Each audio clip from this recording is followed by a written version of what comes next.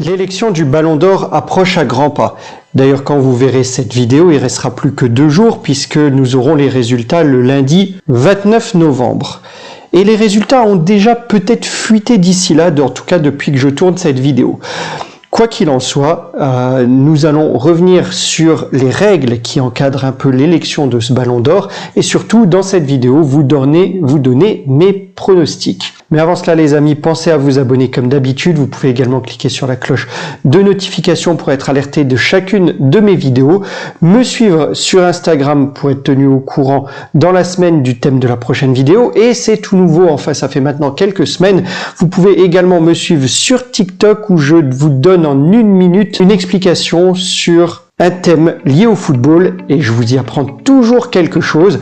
Vidéo que vous pouvez également retrouver en alternance sur cette chaîne, sur la chaîne YouTube comme d'habitude.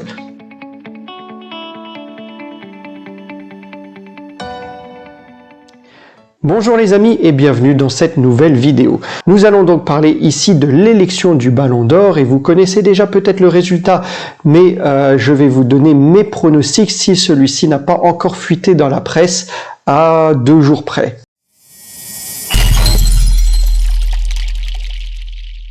Alors déjà, concernant les règles, eh bien vous le savez ou pas, en tout cas le règlement du Ballon d'Or stipule qu'il est décerné en fonction de 3 critères principaux. Le premier, la performance individuelle et collective, c'est-à-dire le palmarès du joueur pendant l'année concernée. Le deuxième, la classe du joueur, c'est-à-dire son talent et son fair play aussi. Et en troisième, la carrière du joueur. Il y a donc 170 journalistes du monde entier qui votent, un journaliste par pays et qui attribue des points. Il donne en fait 5 noms avec une répartition des points de la manière suivante: 6 points pour le premier, 4 points pour le deuxième, 3 points pour le troisième, 2 points pour le quatrième et 1 point pour le cinquième. On met tous ces votes ensemble et celui qui récolte, le joueur qui récolte le plus de points est donc sacré Ballon d'Or. S'il y a égalité, mais c'est encore jamais arrivé, eh bien les 2 premiers sont départagés au nombre de fois où ils ont été cités premiers dans la liste de chacun de ces journalistes. Celui qui aura été cité le plus grand nombre de fois sera le Ballon d'Or.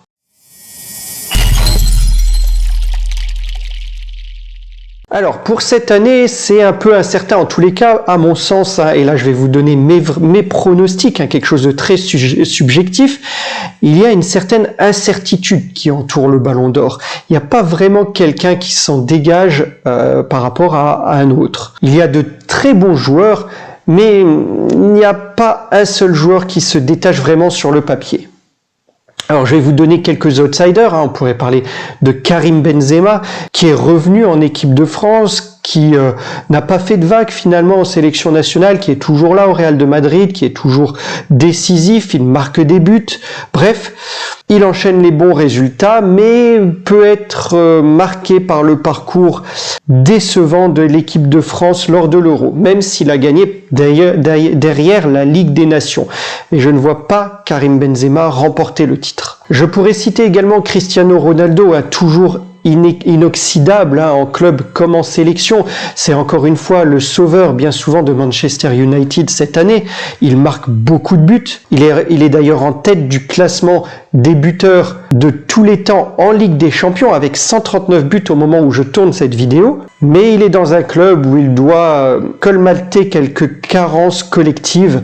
Et là non plus, le Portugal n'a pas fait une grosse compétition, un gros Euro, et je ne pense pas qu'il remportera cette année le Ballon d'Or. Un autre outsider, je pourrais citer Erling Haaland, très bon avec Dortmund, meilleur attaquant de la Ligue des Champions de la saison 2020-2021, mais là aussi je ne le vois pas dans les 3 premiers.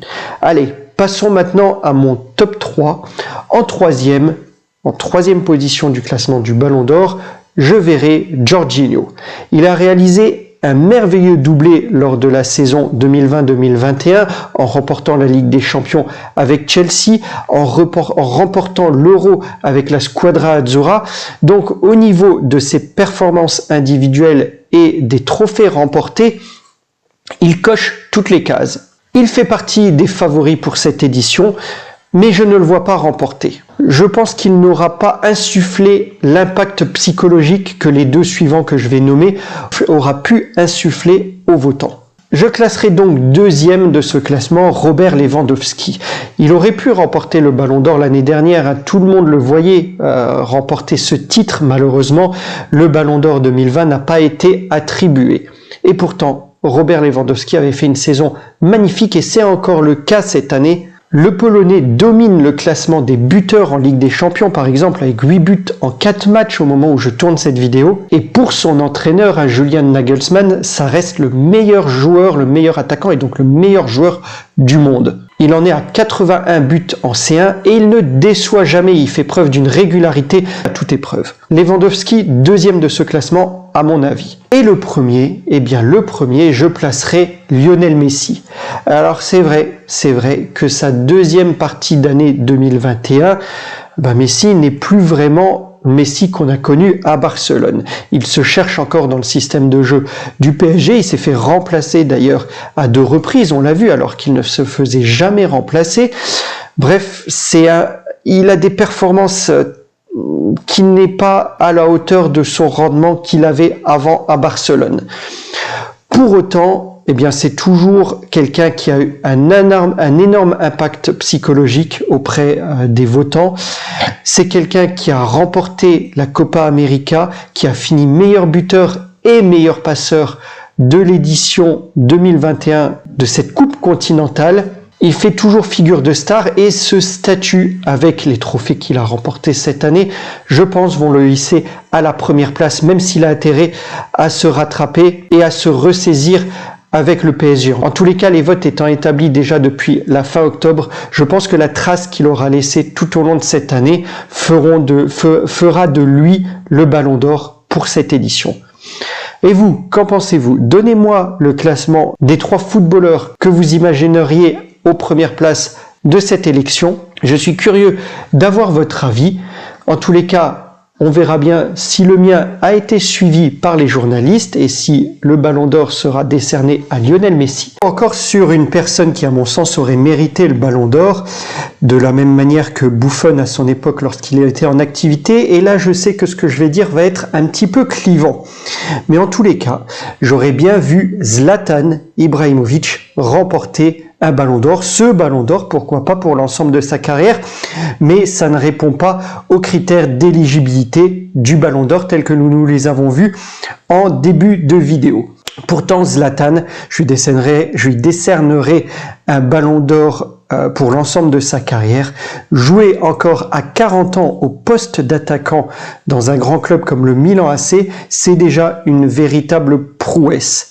Zlatan est arrivé à Milan alors que Milan évoluait avec de nombreux jeunes et a su insuffler à ce club la volonté de la gagne, la rage, ce qui manquait finalement à Milan pour aller gratter les premières places en Serie A et faire un parcours en Ligue des Champions. Zlatan, au-delà de sa longévité, c'est aussi de nombreux titres, c'est une soif de gagne, de vaincre et une condition physique qui fait de lui ce qu'il est aujourd'hui, c'est-à-dire un des meilleurs attaquants d'Europe et du monde. Il est à plus de 400 buts en championnat et pour moi le Ballon d'Or manque à ses trophées. Je ne sais pas ce que vous en pensez, mais exprimez-vous en commentaire, je serais curieux d'avoir votre avis également là-dessus. Si cette vidéo vous a plu, n'hésitez pas à laisser un pouce bleu, likez, partagez, commentez, mais surtout appréciez et je vous dis à très vite pour une nouvelle vidéo. Prenez soin de vous les amis, au revoir.